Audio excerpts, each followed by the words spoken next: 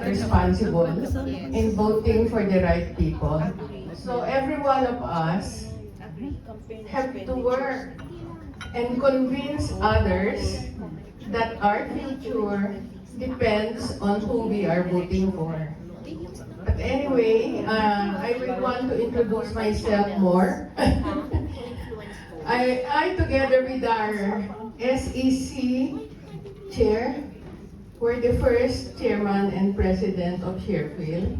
And I think I have been overstaying my role as board member. But it is, of course, my pleasure to be of service.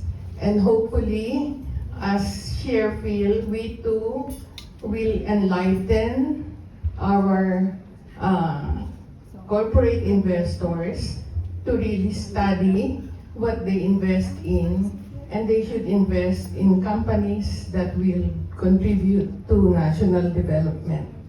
So thank you very much, and congratulations to those who have been elected. I just wanted to remind you that this